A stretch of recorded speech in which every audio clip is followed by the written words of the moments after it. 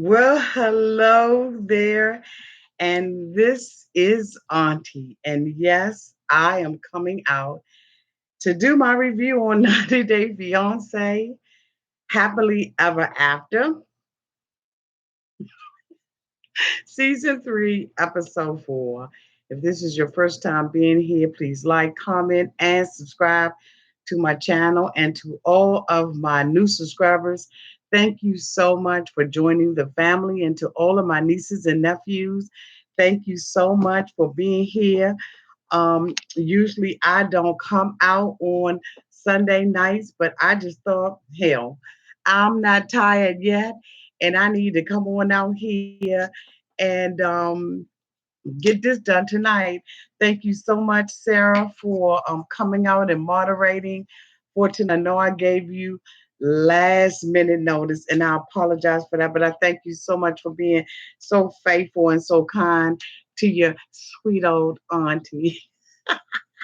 Y'all, this episode, if I had to give this episode a rating, god damn it, I would give it a B plus. I love this episode. I'm glad that we are starting to get into the nuts and the bolts of 90 Day Fiance. TLC has not failed us on this one. I want to say hi to all the producers and the executives and the cast and all the 90 Day Fiance fans who are out here with me tonight. I appreciate it because this is late. And I was like, hell with it. I'm getting out here tonight. And I'm gonna get this review on out the way. Um let me tell y'all something. This thing is getting good, and I'm hoping that let me turn these comments on these live chats on so that we can get everybody in here. It's good to see that you all could be out with me tonight. Don't forget to hit that thumbs up button when you come into the room so that I know that you're here. YouTube knows that you're here, and we can get these algorithms kicking the way they are supposed to. So don't forget, thank you, Lena S, for being out to moderate tonight as well. I really do appreciate my moderators because being out here on a Sunday, we don't know how many trolls we're gonna get. So anyway, we start this episode off with our girl Nicole. Nicole is, got baby May, and she's going to meet Rosalie and the stepdaddy at the diner because she wants to sit down with her stepdaddy and tell him how much of a fool she is. And so, basically, Nicole stepfather says that, Nicole can be a smart person, but she can be ignorant to the world. He said, basically, Nicole is ignorant as hell. And so basically, she tells the stepdad that, she is planning on marrying Azan. Rosalie asks her, Nicole, did you ever find out? I mean, did you ever find out whether or not, this man is a criminal? Is he into drug trafficking? Like, what is he into? Did you ever find out why his visa was denied? Nicole said, look, now I'm trying to tell y'all right now, I don't give a damn about the man's past. I don't care, how many people he has in the basement or whatever. I just want to be with him. She tells us in her confession that she really don't give a damn what her family thinks about this man. And I'm saying, well, how can you say that you don't give a damn when every week we see you running to and fro, going back and forth and telling them about this man? I'm sure that you have worn your girlfriends out. And so, now you're running back and if you don't give a damn about what your family says, Nicole, then you know what? Cut the foolishness out. Don't even go to them about, Azan, don't tell them that you're leaving. Just take your baby and roll out. You know what I'm saying? She needs to be in a cleaner environment. She's been basically living in a toxic waste dump, in my opinion. Okay, allegedly. And so, maybe going over there, she will be able to breathe a little better. But the stepfather's like, you've been basically sending this man thousands of dollars. and you ought to, you've been stupid for doing that. And she doesn't want to hear anything. The thing I noticed about her is that she was very disrespectful to Robalee. When Robalee asked her, what kind of wedding and everything she was having, she was like, I'm having a Moroccan Western. So I'm like, okay, well, so how do you fuse those two things together? How the hell do you have a Moroccan wedding and a wedding, a Western in Western style? Like, how does that go? Like that, I mean, do you pray first and then you hee haw next? I mean, somebody help me understand how you fuse those two things together. The mother's like, if you're getting married in a Muslim country, then don't you need to be Muslim or convert? I don't have to convert over. I don't need to convert over. I can still be me. Well, Nicole, I don't know about that. The stepmom, her mom and her stepdad, they basically like, look, this man he's Muslim. And you may have to convert over. But I notice about Nicole, she's disrespectful, she's ornery as hell, and every time she finds herself without having the answer or having an explanation for her dumbass decisions, then she wants to be disrespectful and loud talk her mother. And the father was like, look, since we don't know, you tell us. You know what I'm saying? And I totally understood that because see, this is his wife. And you're sitting at the table and you're talking to her like she's nothing. He was like, you're stupid ass. You're dumb ass. You're ignorant ass. You're ignorant to the world and you're ignorant to this too. And I have to agree. She doesn't want, she's like, the money that I sent over to Azan is my business and it's nobody's business about how many. How about it is? How about later on in the episode that ask your mother to pay for your wedding dress? So it looked like to me, you may be needing to have an opinion about how much money gets spent and doesn't get spent. You know that you're looking stupid, Nicole. And instead of you rising up to the occasion and just saying, you know what, I'm a dumbass. I don't know. I'm desperate. I feel lonely. This man, is somebody that I want to be with. The mom was like, why you got to rush? Why are you trying to make everything happen? Instead of sitting back and waiting and seeing what's happening with this, this K1 visa, you're going to sit up.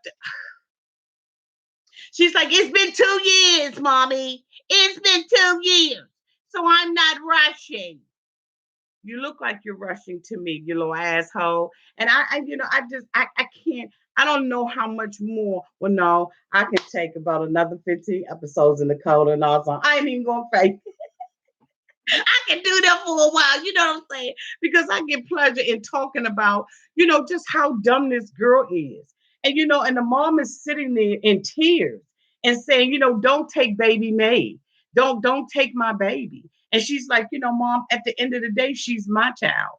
And then, the mom's like, but you're my baby. And you're taking her over to Morocco, for God knows how long.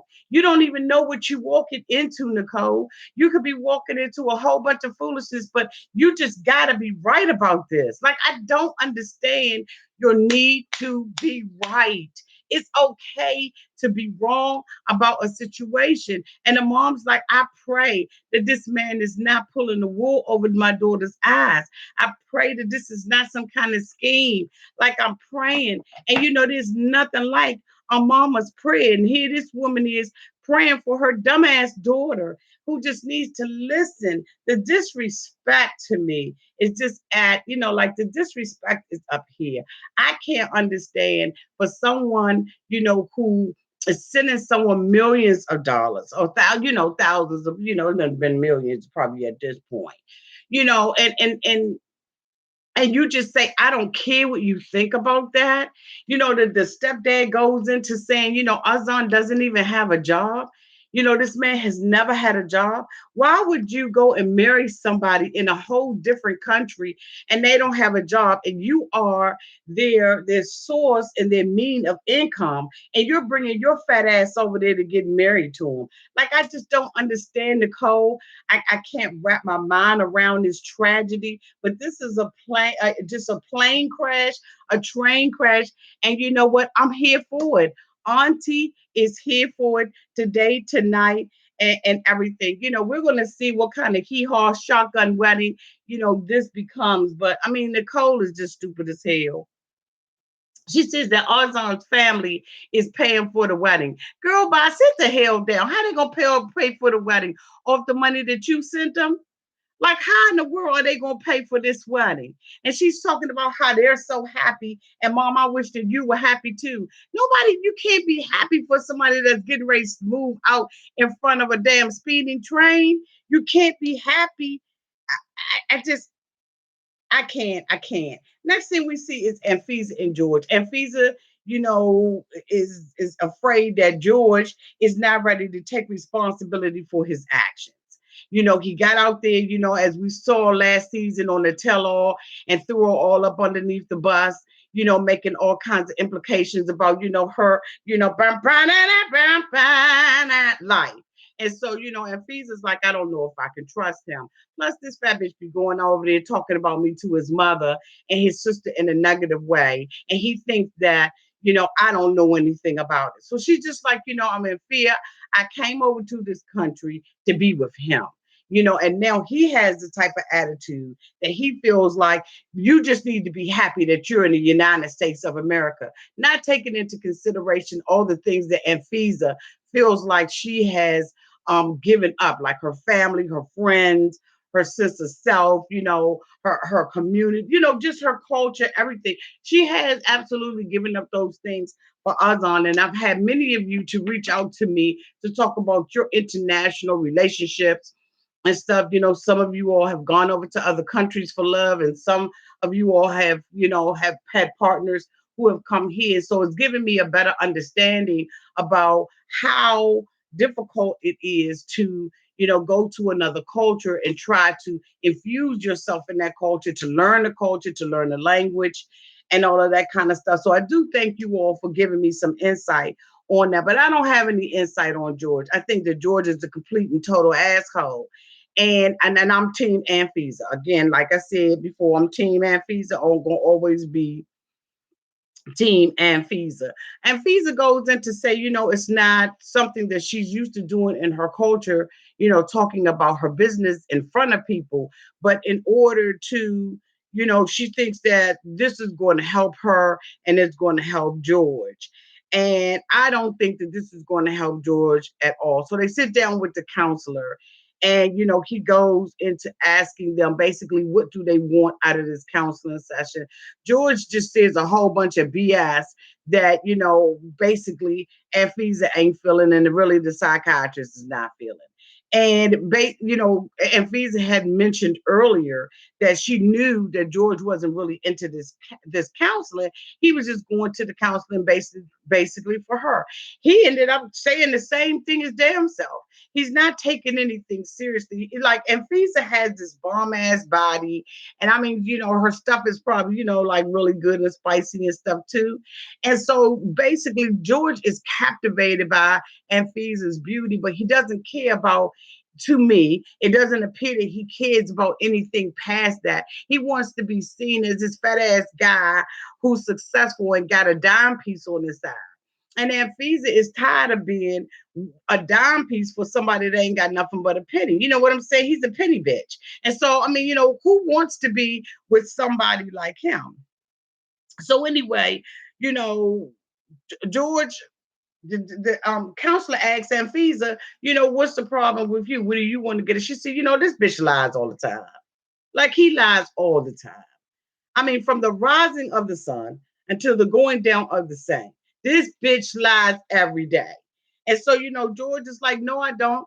And, he's like, it's a miscommunication. The psychiatrist said, look, man, come on. Your shirt's a miscommunication. Okay. You miscommunicating, hangs your way or whether or not this is fruit of the damn loom. Whatever it is, it's still a lie. And so, basically George goes into this, little pity party, with the violins playing and talking about, I care about people's feelings. But you didn't care about her feelings at the tell-all last year. So anyway, I digress, y'all, because I gotta bring it down because I know how I am and I gotta get through the rest of this. So basically, George, is making up excuses about, why he's there. And that Anfisa, basically is hurt. Like she's really taking this serious. She's really hurt. Oh God, dang it. She's really hurt about the situation, and I really starting to feel for her. She's like, this relationship isn't going to work because he goes back behind my back and he talks to his family about me. And then he tries to pretend as if this is not something he's doing. George is saying, I don't talk to my family negatively about you. And Anfisa was like, bitch, I heard you. And then, the thing about it is we see him, in the episodes that he is talking about her to the sister, to Lores and everybody else. I mean, hell, you didn't win to basically those two little lawyers, those two little bitter bitches, and ask for, a divorce or said you was thinking about getting a divorce. You didn't even come out and tell Anfisa about that. He's such a liar. So Anfisa, she really starts to cry because she's like, this is really going nowhere. The psychiatrist, the counselor asks Anfisa, do you want to have kids in this relationship? George dumbass says, yeah. Then he look at Anfisa because he can't answer. He doesn't even know his A, B's, or C's, what unless he's asking Anfisa. And so, basically Anfisa is like, I don't see us being successful because I feel like everything is going to hell in a handbasket.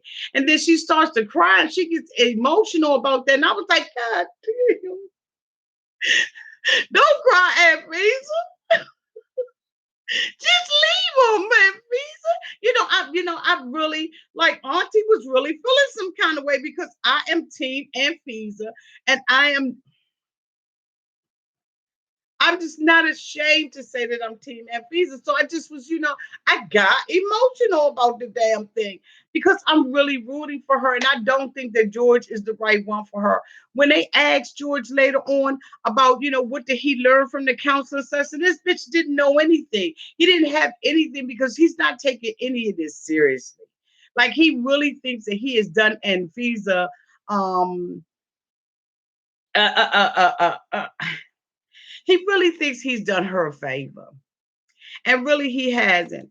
Like Anfisa said, he has not kept up on any of his promises. This man is broke down. He just is about as broke as David is.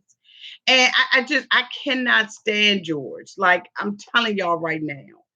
I do not like George. And I don't think that he's the right guy for Amphies. And I really see her trying to get herself together because she says, basically everything is falling apart. And it's falling apart because you're with him. When you're hooked up with the wrong person, okay. Next thing we see is Pal and Juan. Do I have to cover them? Okay. So we see Pal going out with Juan. She's basically like, he's my best friend. We discovered that they lived together when they were, I guess 16 years old. I mean, they've known each other since they were 16. They've been roommates with each other. They both was broke and penniless, and they were out there hustling in the streets of Colombia. And, basically she's like, I love my husband, things with my husband, haven't been that great.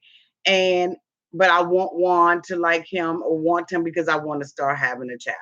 And so, basically Juan is sitting there as usual, dogging Russ out and talking poorly about Russ and telling her that she's basically brainwashed by this man and that she's not living her best life. She's saying, I really want the love and support of my husband. And he's saying, you had the love and support of your family, and that is not enough for her. She's like, this marriage to Ross is until death, and I really want you to get on board. And Juan's not on board. When she says that she wants to have a baby with Ross, like Juan lost it and was like, what, no, no, you're really making a mistake. And guess what, at the end of the day, Juan, it's her mistake to make. And I don't know if he's jealous of Powell and wants Powell to just be his and his alone while he runs the streets of Colombia and do whatever he wants to do. I don't know what that's about, but I'm really giving him the side eye, which is eternal. Okay, I'm giving one the other side. there's something up with Juan. And I know that he, is not into women. Um, but I just really believe that he just wants Paola or Paola, Pao to just be with him and wants to relive his teenage days with her. And she said, at the table, the relationship between her and Russ was complicated. And I didn't know where the hell she was going with that. I was like, where is she going with this complicated relationship? I don't really believe I believe that she loves Russ, but I don't believe that she's in love with him. I think that, Juan, when he stood up at the end and said, this to the American dream, I was a little pissed with him about that because I was like, how dare you? How dare you give the United States of America the middle finger? Who are you? Like, what do you bring to the table? And so I won't really feeling that middle finger that he gave, to the American dream. There are people who are living the American dream. I am one. And yes, like I said before, the United States of America has multiple things that we all are not pleased with. But bitch, don't be giving us the finger because I can show you my ass to kiss. Okay. All right. So anyway, God bless America. All right. So the next thing we see is Chantel and Pedro. Pedro and Chantel are sitting at the parents, sitting up in the morning and everything. And she's, trying to beg him to be honest with her because, she's got egg on her face. She's a big disgrace. And, she's found out through her parents' investigation, as crazy as they may seem or sound, she's found out through her parents that this man really is planning to go to the Dominican Republic and start a business. And so, basically, they're chilling and everything. And she's like, Pedro, can you please just be honest with me and tell me, what the hell is going on so I don't sit up in front of my parents and look like the asshole that I am. Because, I really don't not. I don't want my parents to know how dumb I really am. Like would like what is like what's this? And said I know you said that this is change it into 10 So I said okay, whatever. So the dad gets up, him and Karen, they come on down the steps, Thomas and Karen. They're like, what's up, what's up, what's up? So, Pedro's like, oh my God. He got the side eye too now. He got the male side eye, which is eternal. So, he was like, I want to talk to you over, a glass of apple juice. So Pedro was like, man, God dang, what I'm saying? God dang. So, he tells them, wait a minute, y'all. He tells them, Pedro, so let's go head on into these plans about this business that y'all got over in the Dominican Republic. And so Pedro was like, I ain't say nothing like that. And the mother was like, you was drunk in the mofo. And he was like, I wasn't drunk. Y'all heard that because y'all was drunk. But here's the thing though, Chantel, you sitting right there. I mean, C Air, since we're gonna let's give it out your real name, okay? C Air. So C Air was like, you know, Joe, he's not gonna go to the he we said that we was gonna talk about everything together and after we talk about everything together, then we're gonna put a business plan together and everything. No, you're not going to put a business plan together. The business plan is between Pedro and the mother and the sister.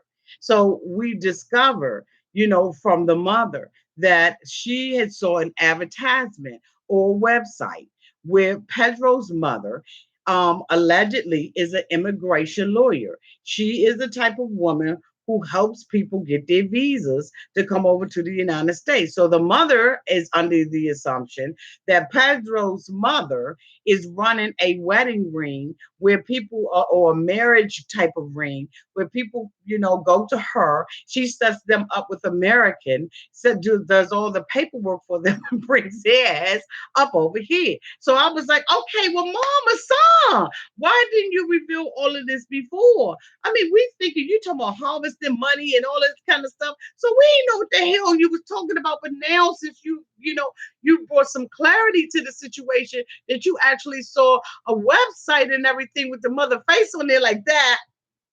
You know what I'm saying? Like this. That's how Pedro mama web pages. Soon as you go up on there, she like this. Okay. So now we understand where the mother and the father are coming from. They have seen some information. So Pedro was like, most people come over to the United States, they stay married for 2 years and then they go back. My mother don't do that. She deal with all the people that want to come over here for the money. So, so the mama, so God was like, wait a minute, what? That's what I thought. What you say? Your mother come over here for the money? And he was like, Chantel was like, that is not like he said. No, Chantel, that is exactly like he said. So, Pedro was like, y'all trying to put words in my mouth. You try to do this. No, Pedro. Ain't nobody trying to put no words in your mouth, boo. We heard exactly what the hell you said your mother did. You said your mother get the money. She deals with the people that want to come to the United States with that money and make that money and make that change. You understand what I'm saying? I mean, tell the truth and shame the devil. Y'all ain't, come on. Pedro. I'm trying to tell you. Yes, who is that? Xena 64 busted. Pedro story is changing like the damn weather in Washington, D.C. One day his ass raining, and the next day he's winterized. You understand what I'm saying? Because he's sitting up there lying to see air. Now I don't understand why the hell this girl is still trying to protect her husband, but both of them are lying. And so the father was like, "I tell you what, you know what? Your story keeps changing. We heard what the hell you said when you was drunk. You're gonna sit up here and tell me that I think that that's what I heard because I was drunk." The mother said, "No, bitch. The only person that was up in this camp that was drunk was you." And you know what? As a result, we're going to do an investigation on your mama, your sister, them coyotes that was outside in your grandmother's yard, and some more stuff. And so, Pedro was like, what? Investigation? Now, you know what? Before I skip on to that, the thing that messed me up was C. didn't even know. Now, here it is. You're married to this man from the DR. This is your husband who you love. You sit up here begging him to tell you about everything, and you didn't even know yourself that his mother was an immigration lawyer, and you're going to sit up there and say the mother didn't do all paperwork. She damn right she didn't. She didn't want to raise the suspicions about what the hell what kind of ring they could possibly be running out there. Chantel, I mean, see, let me tell you something. You dumb as hell. The only person that got sense around there is the mother and the father. Because at first I thought they was cuckoo for Cocoa Puff. But the mother said, you know what, these stupid Americans went over there and looked at your website and looked your ass up. And now we about to do an investigation on that ass. You go ahead on, Mama Son and Papa Son, because I'm telling you, I'm right with y'all now. Pedro talking about, doing it. Y'all get up. He gets up and leaves out the room, storms out the room because he's mad because the dad said something about, the immigration thing. And so, about the investigation. So now he mad and he go talk about this is a joke. This a joke, right, Ain't it, Chantel? I tell you, he just can't sit down now one time and have a conversation about all this stuff going on. I need to think. Girl, bye. So we see tired ass Russ call his parents. Hi, parents. He calls his parents and tell his parents about, a pie or pay or, or pow, about, the DR and about the, Colombia, about the parents, being mad with her and all that kind of stuff. And I can't. I can't. I can't. So we back at the ranch. We over at Molly's house. So of course we all know Molly went to Kentucky to go sell some of them bras. And so she had asked Becky with the good hair. Becky with the gray hair to come over, and watch little baby Kensley. Because Olivia been gone now for 2 weeks. And Olivia said, I ain't coming back. All right. So Molly, calls her mom. Becky is over there, and Becky's like, I'm hoping that Louise is going to do the right thing. I'm going up over here. You know what I'm saying? But I'm hoping he's going to step up to the plate as a stepfather. And basically, Louise was like, I ain't stepping up to nothing. I'm gonna lay up here on this bed. I'm gonna eat. I'm gonna drink, and I'm gonna be merry. I'm gonna fart, and I'm gonna do all the kind of stuff I want to do as a man. You go ahead and do it. He said, Becky with the gray hair been down there, taking care of everything and doing, all the cleaning, all the cooking, and he happy than the mofo. And you know what? I'm gonna tell you right now, that if that ain't some lazy crap right there, like I mean, this is some sorry stuff right here. Now I do believe that Molly should not leave Louise with her kids. I really do believe that. But god damn, step up to something. Dude, I just can't believe that he won't do anything. Y'all can show that. Oh, she said the S word. Okay. Yeah, you can't show that with that S word on there. So I'm just like, really for real? Like this man does not care anything about Kinsley. And it's really an eye opener to see that Molly really, girl, you really were in danger and you still are in danger. This man can't, like, if the house burned down and baby Kinsley was, in the basement, it appears that he would just leave her ass out there and run out there on his own. So the mother was like, I'm so disheartened. So, we see her playing with baby Kinsley and everything. And Kinsley seemed like she's on her best damn behavior. And I'm just like, it really is sad for a person to abuse a child like that mentally.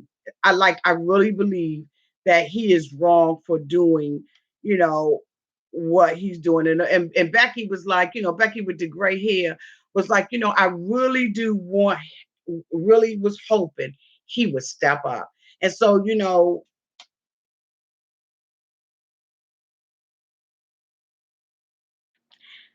I was sad because Becky was like, out of all the people in the family, I was the only one that stood up to support this relationship. I was the one that stood up to support this relationship. Nobody else had it. And I'm really disappointed on a whole different level that this man has not really stepped up. Louise said he ain't trying to step up as a stepfather. He doesn't want to be a stepfather. He said for him, things have gotten harder because Olivia is not there. And he don't want to take care of baby Kinsley. Like he doesn't want to be bothered with these children at all. And I think he's a disgusted individual. I think he's very disgusting. And I really don't really even have a whole lot of words for that man, that boy. I really don't, because thank God for Becky. And so Becky, basically, makes contact with Molly. Or am I stepping ahead of myself? Let me see. So, basically she was like, come on, Louise, the thing you got to do is you got to build a relationship with Kinsley by just playing with her. So, it's snowing outside and, and the bitch ain't got nothing, winter. I don't know why he don't have a winter coat, but he don't. I guess Molly figured, you ain't taking care of my baby, but you don't need a coat. So, so they get, Molly's coat out the closet, one of her furs and everything. And they like put it on, and he like, no, this is a woman coat. They like put it on, come on. So they go outside and they play in the snow and everything. And Louise asks, can I eat this? And they was like, yeah, go ahead and eat it. And Becky with the gray hair, she throws the snowball and everything, and baby Kenzie, and they really look like they having a good time. And the let down about it was, after he finished, he was like, "It's real cold out here. I don't like it." But bitch, we saw you, around Christmas time, New Year's, ice skating up in New York. I guess that's when you got your ass put out. That's when Molly left and went on her trip and put your ass out. He's so daggone disgusting. And then, they come back in the house and everything. And, basically, Mama Son is like, he just ain't about a damn thing. Why couldn't you just enjoy the snow? This was a time for you to let your head down. Try to get to know baby Kinsley, but you so adamant about not taking care of them, why the hell did you come back? You could have stayed with your brother and did what you did. What your brother didn't, he over. See, I ain't gonna talk about your brother because I don't know him, but it seemed like y'all the ones that's running some kind of ring. See, mother and father need to go head on and do an investigation on you, and possibly do an investigation on you and you.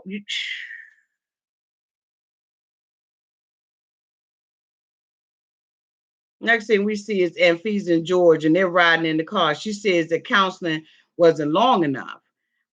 She feels like she has a lot of pain in her heart. And then, like I said, when George was asked by the producers, what did he get out of the thing? And he tries to come up with some bogus ass reason, or some bogus ass line about what he learned. But because Anfisa wasn't, supplying him with the words to say, he didn't know what the hell to say. Anfisa, let me tell you something. Let George go.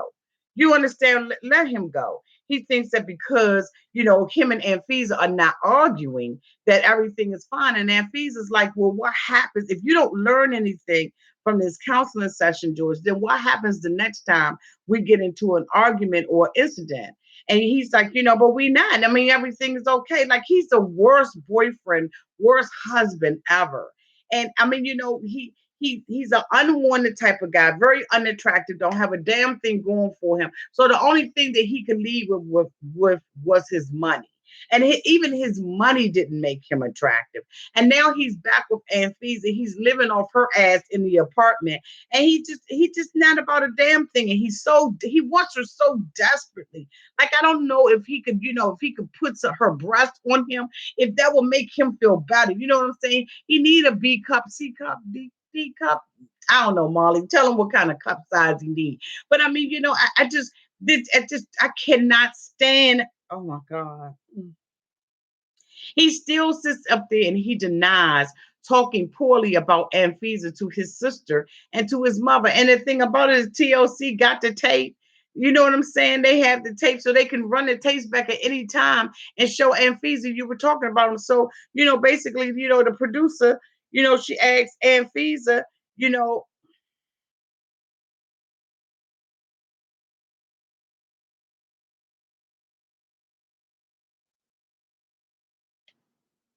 Anfisa tells George that he needs counseling because the problems that they having is within him. And I'm in 100% agreement with that. George really is a loser, y'all. Like, I'm talking about, he's a loser. Next thing we see is Paola. She has a conversation with Russ to tell Russ that he needs to go and meet Juan. Russ is like, I need you to have my back on it. She like, okay. I ain't had your back the first time. I'm gonna have your back this time. So now we get to the part where we see David and Ashley. I was like, oh, sookie, sookie now. This is part two. Here we go on this bumpy ride. And I tell you what we're going to do. We're going to end this session and I'm going to come back again because guess what?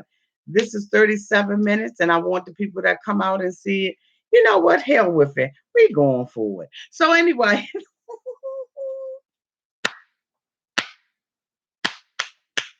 so we see our girl Ashley. Hey, Ashley. We see Ashley, standing out in the cold with her little Ugg boots on, waiting on her father. We see David talking about, after all the things that Jacob has left and gone to stay with his mother, to get care. You mean to use her insurance and everything, to have money so he can eat and he ain't got to be taking care of your fat trifling ass. Is that what you mean? Your deadbeat ass, David?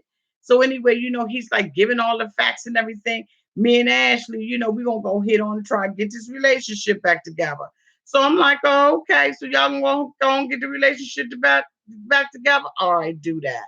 Do that, do that. So, next thing they come back in there and Ashley's like, with everything that's going on, I want to go ahead on the reunite with my father and everything and get this stuff.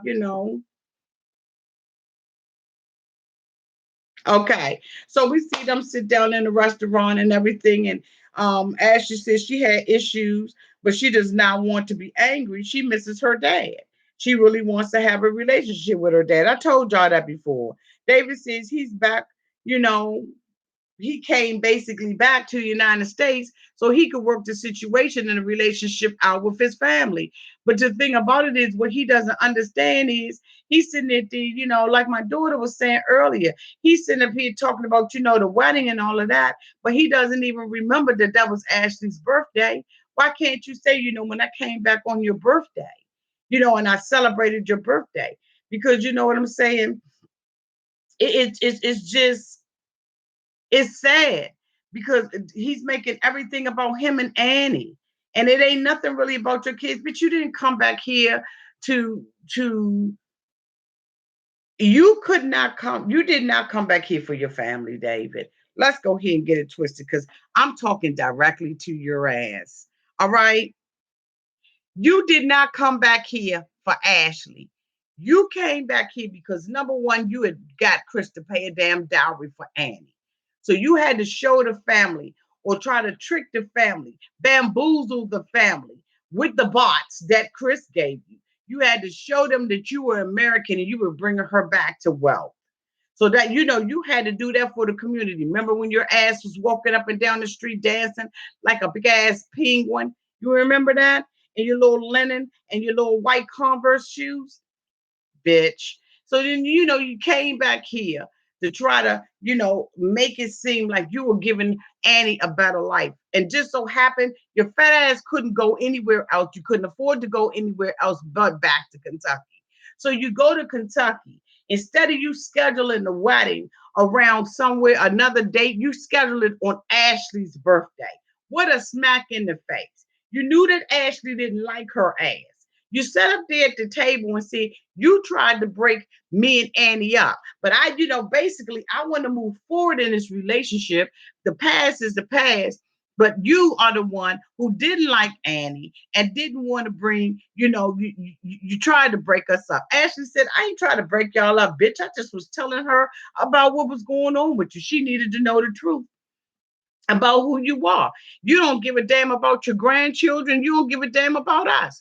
Now, David, don't make me come on here and talk about Christmas, bitch. Don't make me talk about Christmas, bitch. Excuse me. I don't usually cuss on this channel.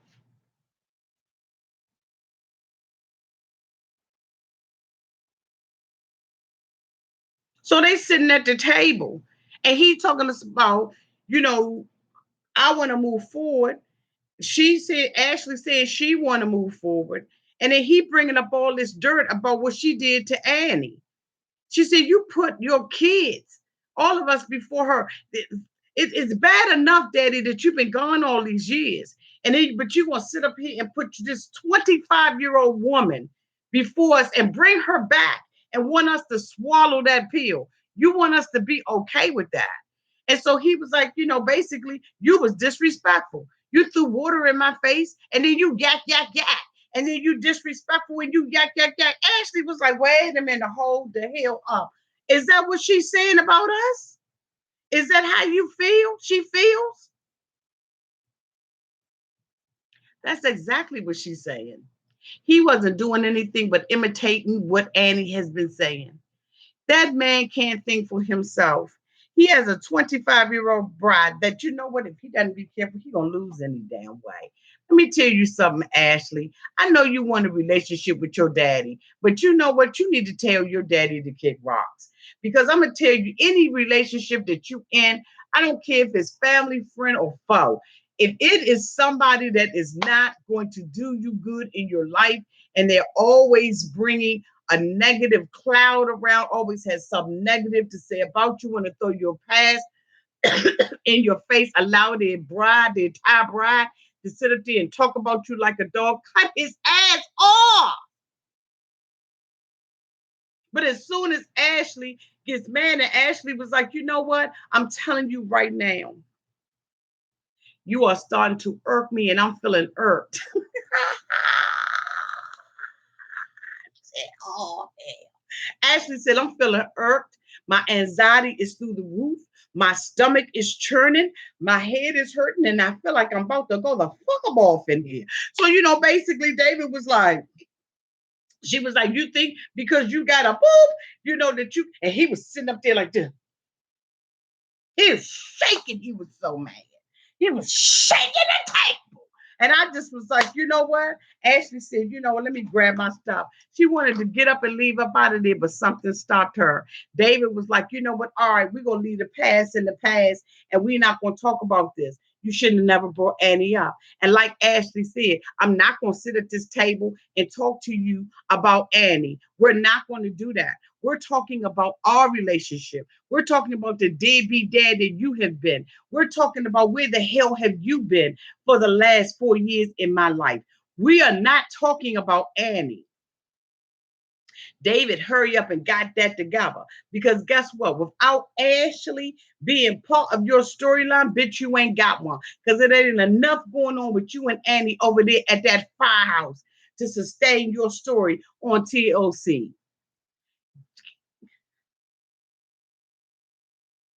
So you need Ashley for your storyline. But Ashley, don't let him take you outside your box. You still be true to who you are. Like you said, you put everything in front of your grandchildren. You've been here, Ashley said, you've been here, Dad, for 6 months, and we barely seen you. Barely seen you. But he's like, okay, you know what? Now we're going to go head on and we're going to move on and we're not going to talk about the past because the past is in the past. I guess the hell it is in the past, ain't it?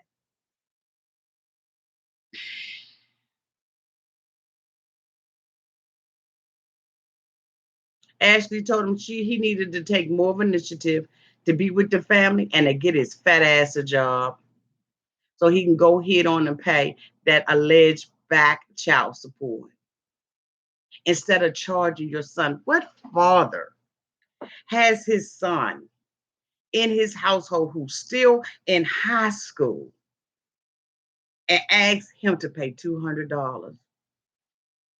If I was Ashley, I wouldn't even been able to sit across that damn table with his ass. Because you know what, he's using her for a storyline and he keeps trying to blame his relationship and stuff like that on Ashley. But I'm gonna tell you what's really happening in your relationship, David, just in case you need a counseling session real quick. The fact of the matter is that you don't have a job, and Annie is giving up on having that life, that American dream that Juan took and put the finger up at. Next thing we see, is Pedro. Pedro, he's still at the ranch. This is the worst damn vacation he'd have been in his life. He's sitting down there and he's, made a decision. Basically, Pedro was like, okay, let me call my sister and my mother because I need somebody to talk to. So, he FaceTimes his sister and he was like, hey, look, we in danger. Look, damn it. I need you to go and take and shred some documents. No, I'm just kidding. Just kidding. Allegedly, just kidding. For entertainment purposes only. So he was like, basically, look, we're in danger. You know, um, the parents is out here, they cuckoo for Cocoa Pops. They said they about to do an investigation on our asses. And I need you to, basically let mom know, that the family is crazy and cuckoo for Cocoa Puffs. And the sister said up there to my, I thought that the family was crazy anyway. They are crazy. They crazy enough to find out the truth. Because your brother, unfortunately, he been slipping on this game, boo. He been drinking and dropping all kinds of teas. He even said himself, I accidentally spilled the tea. I accidentally spilled the tea. That's what came out of Pedro's mouth. Now that wasn't no damn editing. That wasn't nothing. Pedro's sitting up in the background like I shouldn't have never said nothing. I spilled my own damn tea. So what I need you to do is tell mommy when mommy get home, shred them documents.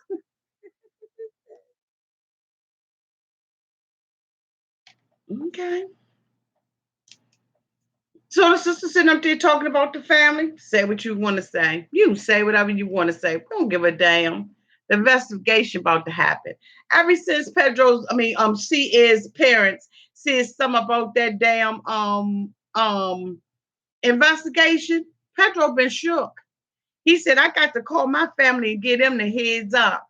It's some stuff about to go down. So I need my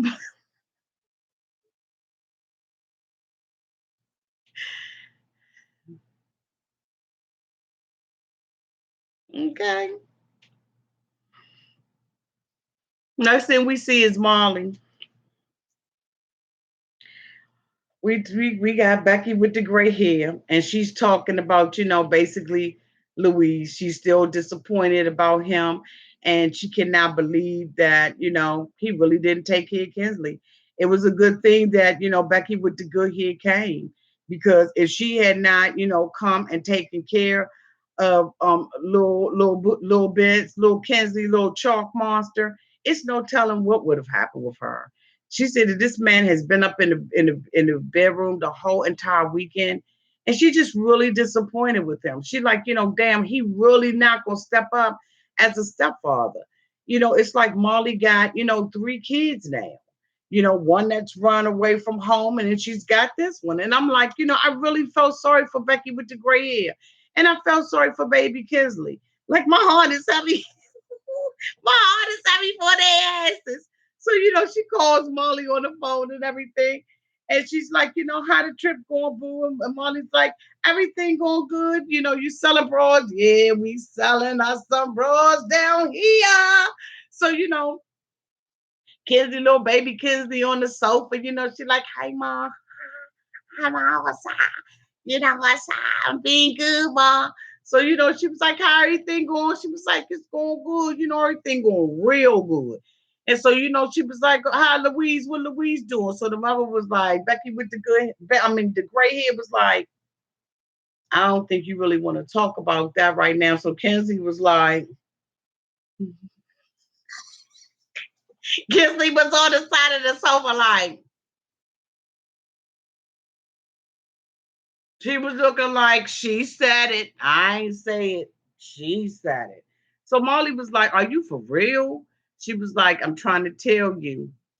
I don't think you want to talk about this right now. So Molly was like, all right, I got to take care of this bitch when I get home, because I'm trying to tell you now, I done woke up.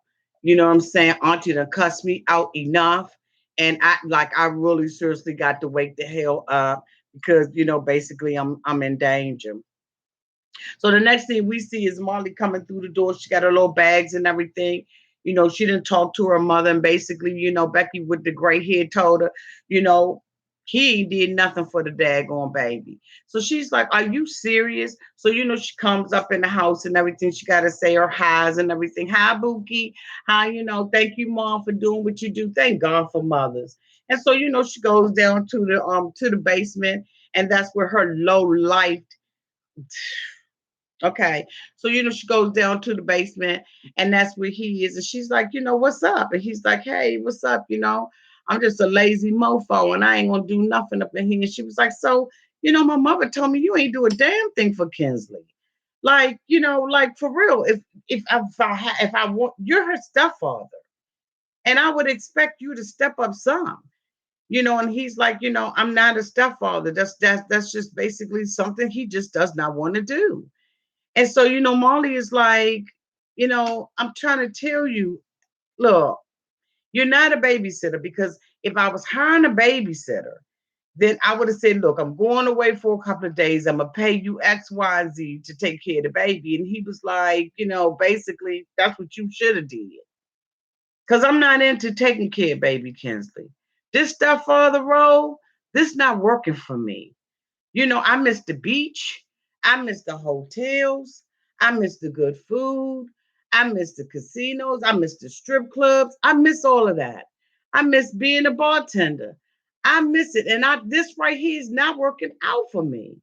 And so Molly is like, you know what? I'm telling you, I'm starting to really second guess my decision, because you told me you were going to come back here and you were going to really get your stuff together. And I see you really having it. You have no intentions on doing it. He was like, damn right I don't. I don't care nothing about you or your baby. I mean, I say hi to you. I kiss and hug and rub up on you. You know what I'm saying? I want to be with you, but I don't want any parts of your baby. How the hell do you think you're going to be in a woman's life and be married to her and not have any type of interaction with her children? And then the thing about it is you want the children to kiss your ass and you don't want to be, look, respect goes a long way. And just because baby Kinsley is supposed to be, honor and respect adults, if you're not an honorable and a respectable adult, then why the hell does baby Kinsley or Olivia, for that matter, have to respect you? The way that you're talking about these kids on camera, I can imagine what you're saying off camera. You really are just a low life, trifling, good for nothing.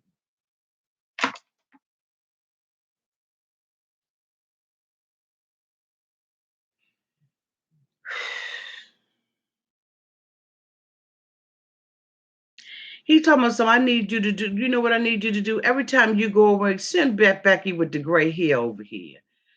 She cooked and she cleaned, and I really liked that. And she was like, that's not an option. My mother got a life. All her life, she's had to fight. All her life, she's had to take care of kids. It's not, Becky with the gray hair can't come over here all the time. So, basically, he was like, you really need to get your attitude together. You're working. I said, what the fuck? What are you talking about? She got to get her attitude together. Like, seriously?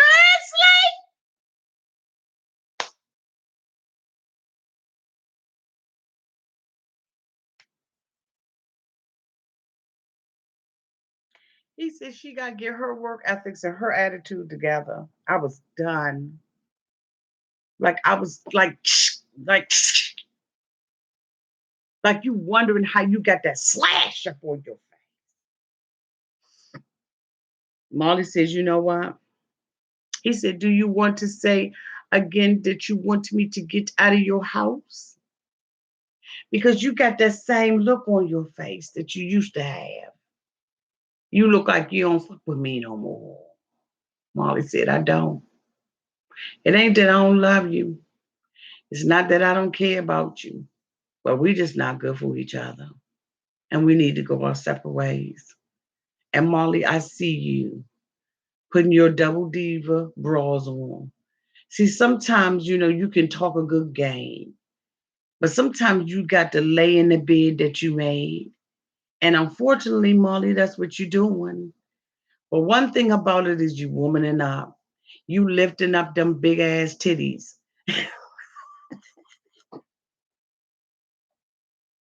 You about to pop that bra strap. Wait a minute, that one ain't popped good with me. Ah, there we go.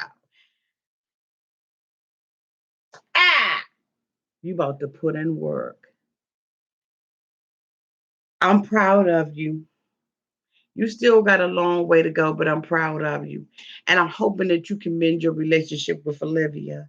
But it's so sad that it had to take this for you to open up your eyes and realize that every souvenir doesn't need to come back. Seriously. You go over there to the DR or Jamaica or wherever you go, you don't have to bring back no living souvenir. Leave that stuff over there on the island. Do what you got to do. Get your freak on. Your Stella got your groove back. But I'm telling you right now, leave that at the island. Only bring back souvenirs that don't talk, that don't walk, that don't need nowhere to eat, nothing to eat, and nowhere to live, damn it.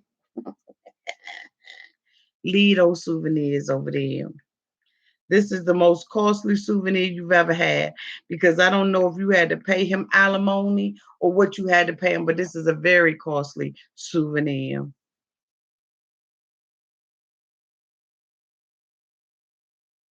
Just 1 second, y'all.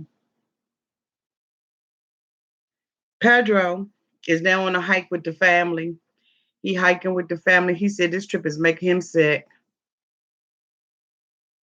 He tells Winter, when they in the car and everything and they riding in the car and Winter's trying to make small talk with him, he tell Winter, I need you to shut the hell up. I don't want to talk to none of y'all. So the dad says, Mr. Thomas says, you know what? We all need our space. And so basically Pedro's like, yeah, I need my space. This trip is making me sick. They go on a hike, and that's when Chantel, Sea Air gets to begging him to tell her the truth about who he is and what his intentions are. See, it's not enough anymore for her to sit there and pretend as if this stuff is not happening in her life. This stuff is real. Your man is straight up, boo. He got a trick up his sleeves. He pacing the floor, this trick making him sick. You know why? Because he done been found out. And now your mama and your daddy done threatened him with an investigation. He don't know if he can get all that damn paper shredded fast. Excuse me, y'all. She says, you know what, Pedro, I just want you to be honest with me and tell me about this plan. Because see, she's sitting up there, Chacha, can you just be honest with me, Chacha? So now we see Nicole. Nicole is shopping for a wedding dress. Somebody please help me. Please, somebody help me. All the visitors that are out here, please put your hand towards the screen and pray for Auntie. Okay, Nicole is looking for a wedding dress. She goes up in the shop, she's having this Moroccan Western wedding.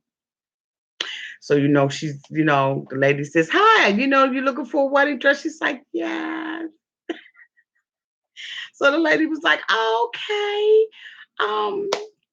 Where are you getting married at? She was like, Morocco. She was like, oh, okay. Well, how much do you want to spend on the wedding dress? I don't know how much we didn't want to spend. Robert Lee was like, what the fuck, what? Well, this is always paid for by the bride. So Robert Lee was like, ain't nobody tell me a thing about this. What are you talking about paying for the wedding dress? Mom, y'all know how to do. Mom, now, stop, now, please. So the mother was like, how you gonna throw that on me at the last minute? Like, how am I supposed to know I'm paying $2,000? Bitch, what kind of dress can you fit that costs $2,000? What kind of dress can you fit? The ones that you can fit, they're all under 1,000 because they're the cheapest stretched out material you ever seen in your life. But anyway, I digress. So she goes into the dressing room.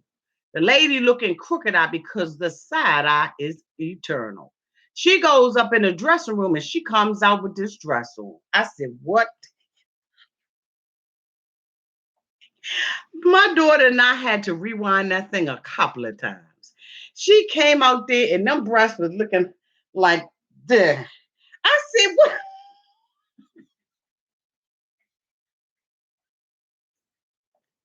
Ah! That poor dress.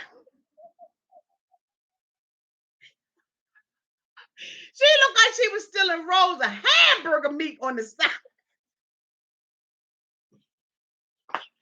I said, why she got them big sausages back to them hamburger things? I'm telling Nicole, stop stealing that meat. So Robert Lee was she was like, Mommy, you like it? So Robert Lee was like, Robert Lee was like, something wrong with that damn dress. Nicole, you sure you can have all your stuff out like that? She was like, yeah. The lady was like, she was like, do you got like some a shawl or something? The lady said, girl, ain't no damn shawl gonna cover that.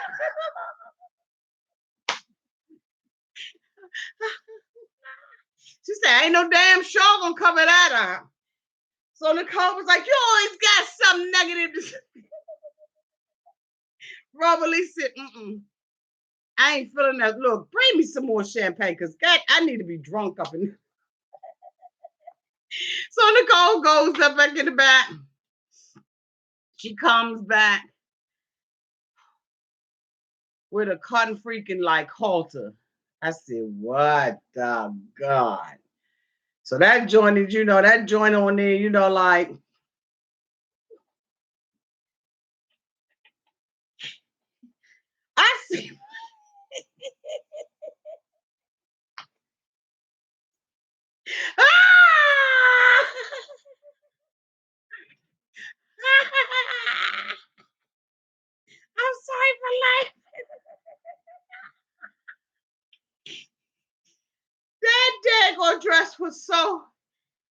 they had to go get the whole janitorial staff,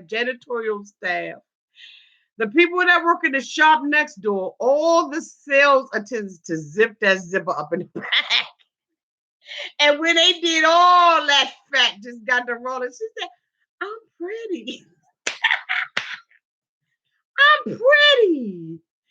I'm pretty. I said, oh my God, you can't make this stuff up. I know the TLC producers. I know the cameraman and the gripman was like, yeah. She's like, I'm pretty. I'm pretty. Can I get a corset? So Rosalie was like, Nicole, you getting married in Morocco. I don't think you realize you in a size two, boo. And Nicole was like, Mommy, stop it. I'm pretty. I'm pretty. I'm pretty. All my stuff is closed up, but I'm pretty. I'm pretty. I said, Father, help your children and don't let them fall by the side of the road.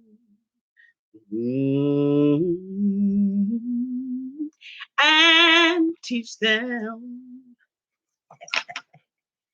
what is going on. Nicole Mother, like a corset ain't gonna help you. The lady said a corset would. She got a corset. They're gonna have to fly that joint in. I don't I don't understand this girl. She's totally oblivious.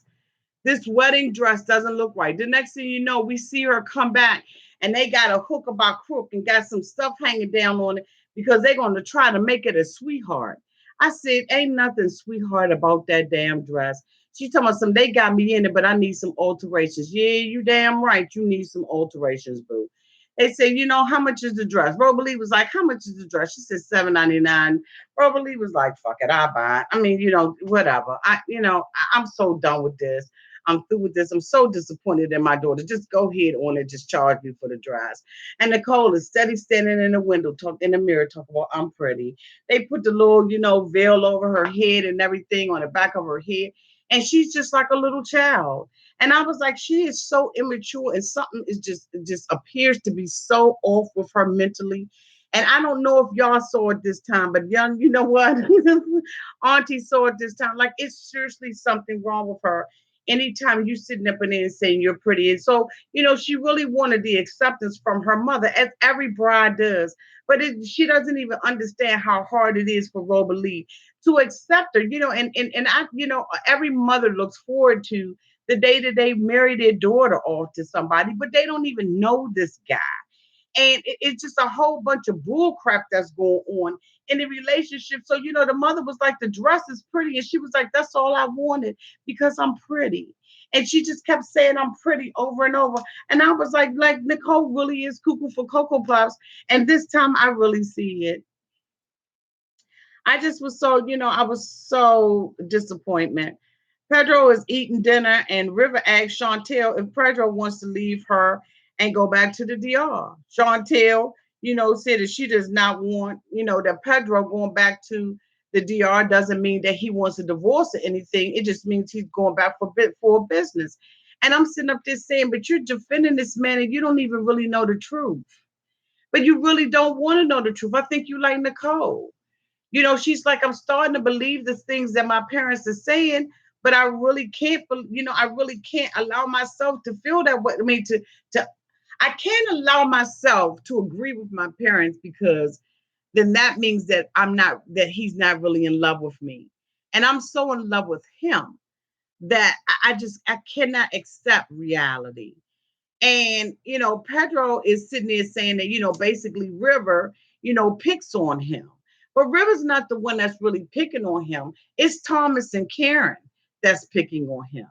And he's like, I just want to know, Chantel, if he goes over to the Dominican Republic and he stays over there, what are you going to do? How are you going to live your life? And she's like, it's none of your business. And basically, Winter was like, see, Ed, I want to know too. Like we all want to know, and they're sitting there eating their corner chins and everything, and their rice and jasmine rice or whatever they're eating. And, basically, the parents aren't saying anything at this point. And Pedro's telling, River, it's none of your business. You ask too many questions. You're always picking on me. What's your problem? But, at this point, this has gotten to a danger zone. Now, allegedly, all of this drama that's being, that's is being drummed up for ratings. I don't know if this is made up stuff that they're going through or they're doing it or whatever to continue to have a storyline or whatever. But I can say this: there is definitely going to be a rumble in the jungle with River and Pedro, because Pedro is really, is misdirected anger. He's really mad with Thomas and the mother. He's not really mad with River. This isn't really about River. This is really about Pedro and Chantel. Chantel is so stupid. She doesn't know what the hell is going on. She tells, basically River, because he's asking questions, that he's making situations worse. He said, says the woman who, wait a minute, because I wrote that down. He says the woman whose husband is going back to the DR. And the thing about it is you could tell that Pedro's lying because number one, he said that he slipped up. And number two, he doesn't even know. First, he said he was leaving for a couple of weeks, a couple of times a year. And then he says he's only leaving for a week. And now he's saying he's leaving for days. So we all know that he's telling a bald-faced lie. Oh, who is this? Samantha Asia. Thank you for the super chat. Thank you, Samantha. Thank you. Oh, okay, somebody got put in timeout too. I'm almost done because it's late and I know y'all trying to go to bed. But tomorrow I will be breaking these stories down. And then we see Pie. Pie's at the restaurant, or Pal, she's at the restaurant. And Russ is there with Juan, and they are an argument ensues. And basically, Juan is agitating Russ. He doesn't want them to be together. He wants to break up the marriage. And this is what, he thinks is cute and he thinks is hot.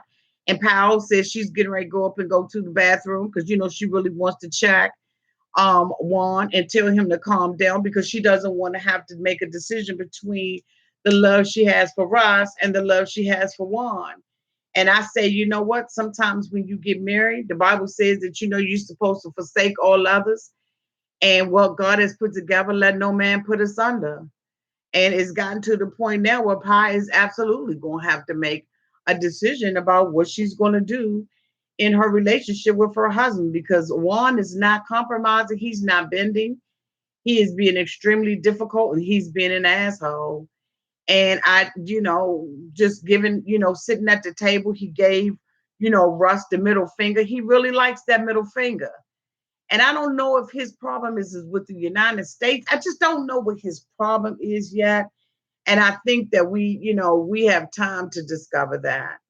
I just want to say thank you to everybody who came out tonight. I see that there's 275 people, 76 people who are currently with us. And I thank you all so much. Tomorrow I will be coming out and doing a marathon and breaking each one of these stories down one by one. And I hope that you all can come out and review those, look at those marathons because I really wanted to break this segment down. There was so much that went on. And so I'm going to be doing Paola and Russ tomorrow for the marathon.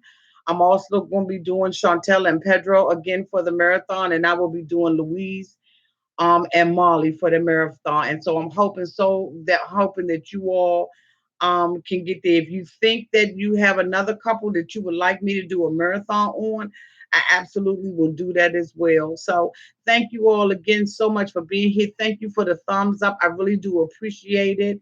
And I will see you all tomorrow doing the marathon. Love you. Good night. Mwah.